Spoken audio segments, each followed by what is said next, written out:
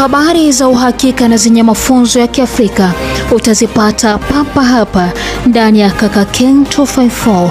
Kaka Ken 254, habari ni hapa. Inspekta Jenerali wa polisi Douglas Kanja ameamuru kusimamishwa kazi kwa afisa mkuu wa kituo cha polisi cha Central jijini Nairobi na polisi waliokuwa zamu humo Jumamosi usiku. Kanja amechukua hatua hii kufuatia kifo cha kutatanisha cha Albert Ojwang katika kituo hicho cha polisi cha Central jijini Nairobi. Katika taarifa kwa vyombo vya habari iliyotolewa leo alfajiri, huduma ya taifa ya polisi NPS ilifahamisha umma kwamba kusimamishwa kazi kwa maafisa hao wa polisi kunalenga kutoa fursa ya uchunguzi wa kina usiokuwa na upendeleo wote na wa haraka.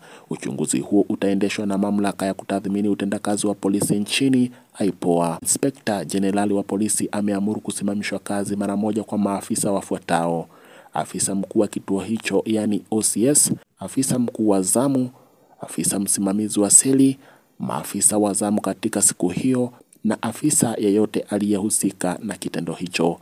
Kifo cha kutatanisha cha Albert Ojwang kimezua lalama si haba kutoka kwa Wakenya, hasa kwa mitandao ya kijamii.